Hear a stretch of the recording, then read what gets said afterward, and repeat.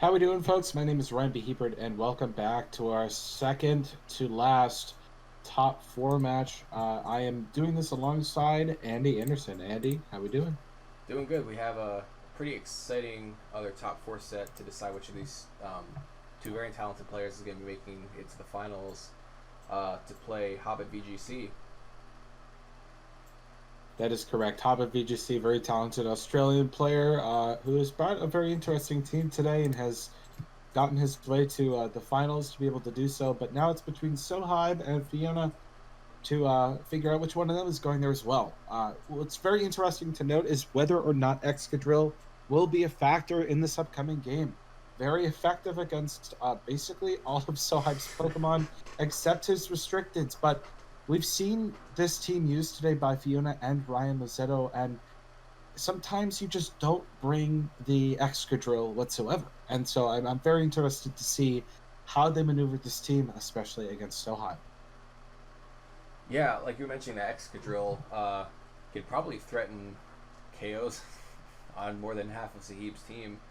And even then, depending on that Rayquaza's item, if it's not like an Assault Vest, if it's like, say, a Focus Sash or maybe like a Life Orb set, if it doesn't have like an Earth Power, it might not be able to get rid of that Excadrill too quickly. So it could definitely be a big factor here.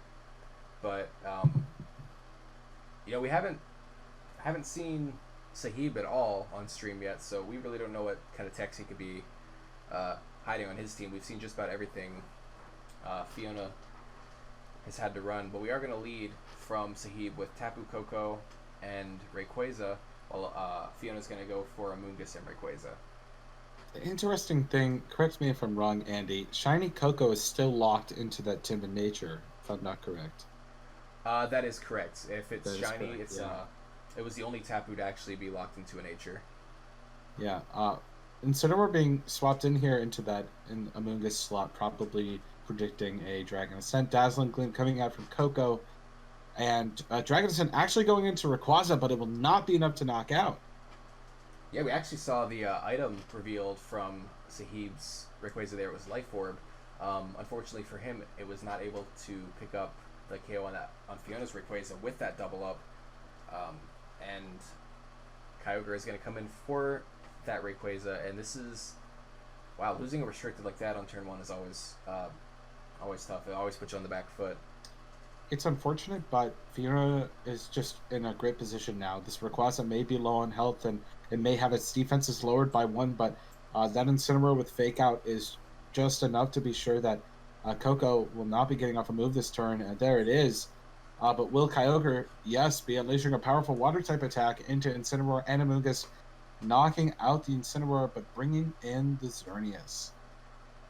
Yeah, so Incineroar goes down for Fiona, but now she's in a position where she can, depending on how fast that Xerneas is, maybe get up Geomancy before a water move goes off. Can't imagine that Koku has anything to really hit that Xerneas besides like a Dazzling Gleam, which probably isn't going to do too much because Koku's not super offensive, especially in Xerneas is just so bulky. So a Rage Powder Geomancy here is pretty hard to punish. As we see a Sky Drop from Coco. Yep. The one and only Skydrop. And Water Spout not doing more than 40% to Xerneas, which means that will be a guaranteed 2-hit KO, or 3-hit KO on Xerneas when the time comes. But this means that Xerneas is going to be getting off a powerful attack. Tapu Koko will not be affected due to Skydrop. So, yeah, this is interesting use of Skydrop here. Yeah, I haven't seen that move in quite a while, so seeing it here is pretty interesting. Of course, I don't believe we've seen Sahib's item on that Tapu Koko, so typically the Assault Vest variants like to carry that Skydrop move as kind of like a fourth tech option.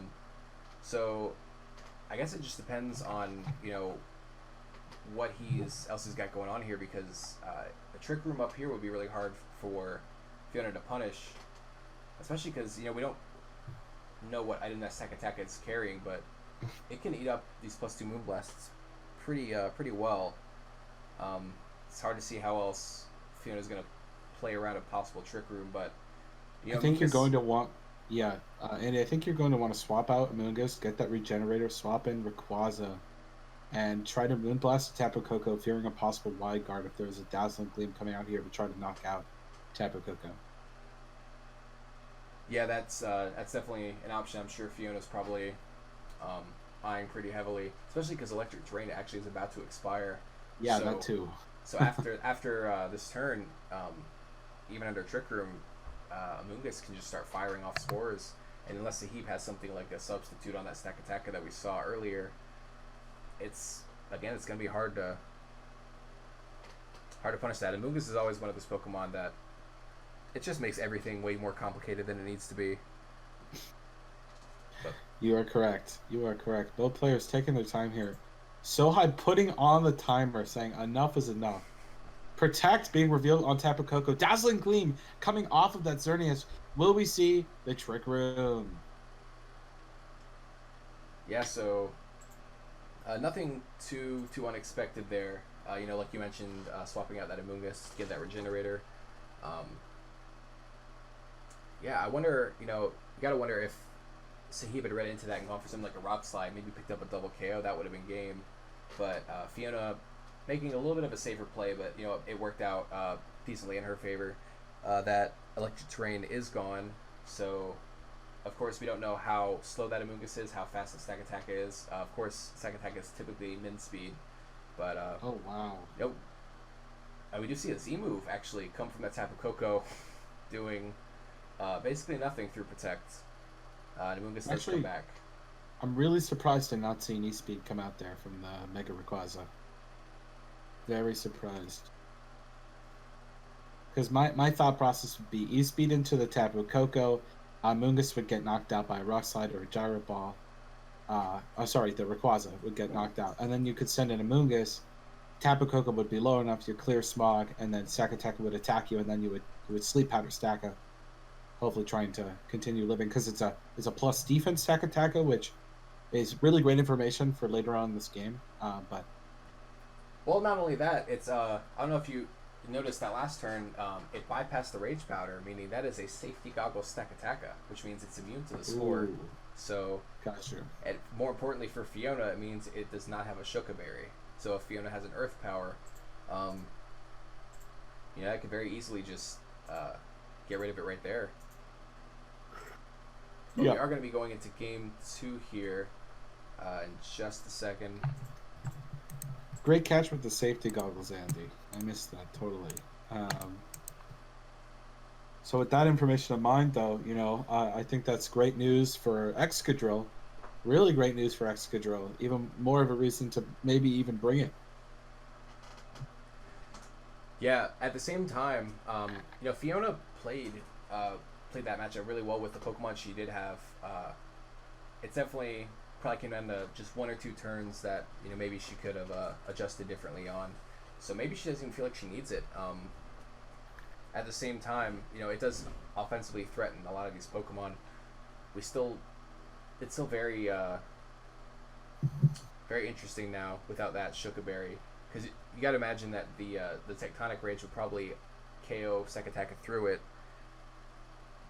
But if it doesn't, maybe if it whiffs that into like a Rayquaza switch in, Earthquake would normally wouldn't be able to get that KO. But we do see the same lead from Sahib as Coco and Rayquaza with Incineroar and Rayquaza from Fiona. This is not a bad position right away. I'm curious to see what all the moves are on Fiona's Rayquaza. We also know that Hype's Rayquaza last time was faster. Not sure if it was a possible speed tie, but it's just good information to have when last turns Hype tried to go for a Dazzling Gleam and Dragon Ascent did not pick up the KO. And since the Dragon Ascent lowered the defenses of Rayquaza, it meant that Fiona was able to get that KO early in the game. But Sohai was able to pull out that win with the one and only Stack Attacker. So I think in this game, Fiona's got to make sure that she is really preserving whatever she has to really go up against that Stack Attacker. And right now, Incineroar and Rayquaza are two Pokemon that are usually pretty good against Stack Attackers. So I'm very curious to see how she's going to plan on preserving at least one of these Pokemon to try to tackle the Steel Rock Beast that is probably in the back. It looks like Amoonguss will be swapping in here. We will see the Mega, and actually we will not see the Mega from Sohaib on the other side just to double protect. Yeah. So like I said, the Amoonguss does come in there. So now Rage Powder is definitely a pretty threatening option, but no, it's Amoonguss makes things a lot more tricky for Sahib to kind of deal with because, um, last turn if he made that read that Amoonguss might come in to Rage Powder, he could have gone for like maybe something like the Twinkle Tackle into the Rayquaza.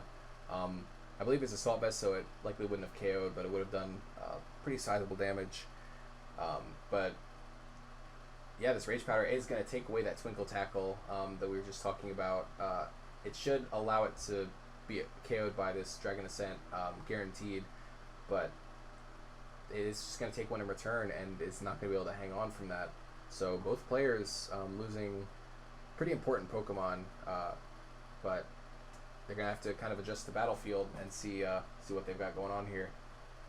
Once again, we're left in a very, very similar situation as before. Heavy rain coming down, so any electric types being used, electric type attacks being used against Rayquaza, are going to be effective again, as opposed to when they are in heavy winds or strong winds. But Xerneas being swapped in here, Fake Out going on to Primal Kyogre, and Dazzling Gleam being used by Coco to get a good amount of chip damage off onto Xerneas and Incineroar. Yeah, and you have to imagine he probably has Stack Attack in the back, just because it puts in a lot of work in this matchup. Even without that Shuka Berry, if you can position it correctly around the potential Earth Power from Rayquaza, as we do see Stack Attack come in for the Kyogre, and Tapu Koko attempts to Sky Drop the very big Rayquaza on the switch in. Unfortunately, Rayquaza is a little bit too heavy, so that turn was pretty negative for Sahib. Moonblast coming out, knocking out that Tapu Koko, and Earth Power going into the Stack Attack, knocking it out in one turn. That is the information that Fiona needed in that game one. I'm very surprised, Andy, that Sohai didn't go for the Dazzling Gleam instead of going for that Sky Drop there. Having Xerneas on the field with Fairy Aura means that his Dazzling Gleam would have been powered up and would have been a little bit more effective, so to speak, right? Maybe just, trying to prolong the inevitable just a little bit more, but went for the Sky Drop instead. Yeah, that was definitely an interesting play. I feel like at that point, that was definitely the turn that decided the game. Even then, it would have been tough at that point for Sahib to kind of position that Stack Attack around the Rayquaza, because you don't have a free way to just set up Trick Room. Mm-hmm. Especially because there's no redirection on Sahib's side of the field. He has one Fake Out, no redirection, and then two potential pivot Pokemon in Incineroar and Tapu Koko. So against teams like this that have like double ground coverage and you don't have Shuka Berry on Stack Attacka, it can be very hard to set up Stack Attacka in a position where it can just start putting out massive offensive hits turn after turn, like we saw kind of it begin to do in game one. But yeah, like you said, Fiona, as soon as she knew that item, she knew exactly how to play that Rayquaza in a way to where she could get rid of that Stack Attack really quickly. Yeah, I agree with you, Andy. And Fiona did exactly what she had to. She preserved the Pokemon she needed to be able to knock out Stack Attacka. That happened to be Rayquaza in this instance with that Earth Power. And now coming into this Game 3, Sohaib, I think, has to change up a strategy. Game 1 and Game 2 were very, very similar to each other. And I understand if it ain't broke, don't fix it. I've mentioned it many times in this tournament before. But Fiona was able to get around the tactics and really figure out what was going on. And after discovering that there wasn't a Shuka Berry on that Stack Attacka, it was time to bring it on home with an Earth Power. Other than that, I think it's really going to come down to how Sohaib is able to preserve his Kyogre. I think that's the thing that we haven't really gotten to see a lot of. And, if you look at Sohaib's team, the thing about any team with Rayquaza is that, usually the form of speed control is sometimes not there.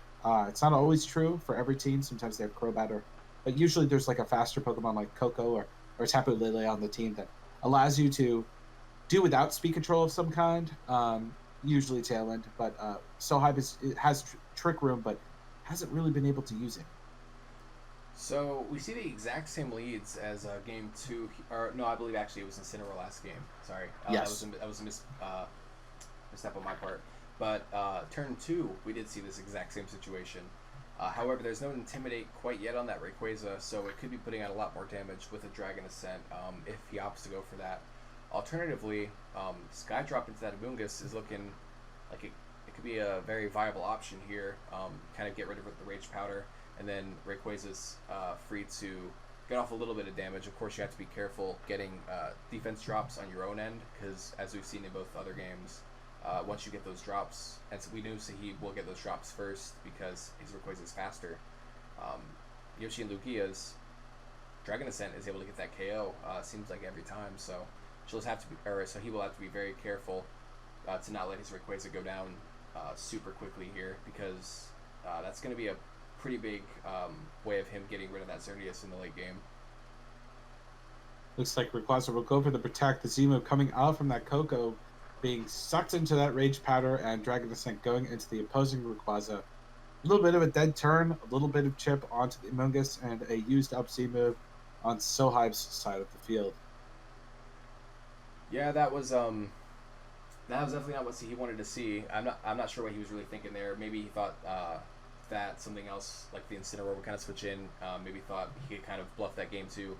You see a Tailwind come out from that Rayquaza. That's pretty spicy. Well, that just goes to show that when I just said, usually with Rayquaza you don't see speed control, but taking up one of your move slots with Tailwind on Rayquaza itself that's bold. But this is what I was talking about. This is the positioning that Sohaib needed to get into in order to effectively use this Primal Kyogre. I believe Incineroar just hit the field, so he's going to have to wait one turn with probably a double Protect just to keep this momentum going for himself and to not let Fiona get too much of a advantage with a Fake Out and possibly some big damage from her own Rayquaza here. But actually, we're going to see Xerneas switching it instead. And no Protect from Sahib's Rayquaza, as it does go for a Dragon Ascent at -1 with the Life Orb, does just under 50% there. The Fake Out, of course, does go into the Kyogre. Sahib opting not to Protect, kind of saying, alright, well, I don't care really which one you Fake Out because I'm going to get some damage off either way. He's really not wanting to waste these Tailwind turns. So, of course, Fiona does have the Amoonguss in the back, so she can play a little bit of Rage Powder shenanigans later if she feels like she wants to either waste these Tailwind turns or just kind of disrupt Sahib's flow of his game plan here. But Xerneas now is definitely in range of pretty much any water move plus anything that the Rayquaza can really throw at it. I think a double up is what you need to go for just to make sure that you get the KO you're looking for. But we're going to see the Protect coming out anyways.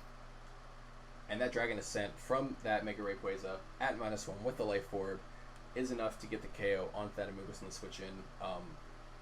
But Sahib's got one turn of Tailwind left, and unfortunately for him, it's going to be hard to get full mileage out of this one.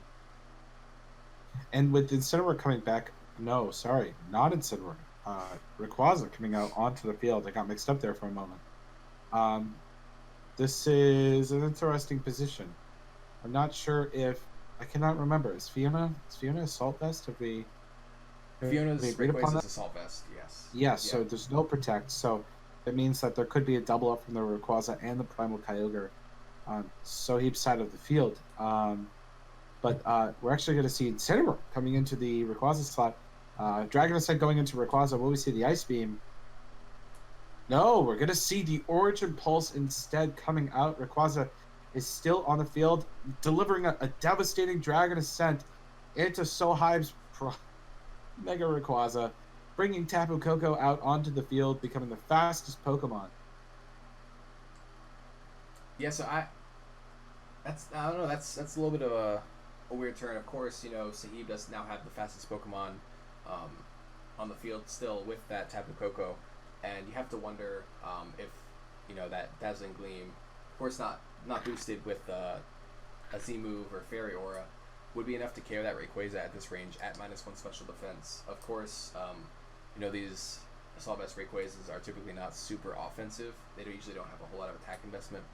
So it's unsure if it could probably get that KO on that Kyogre.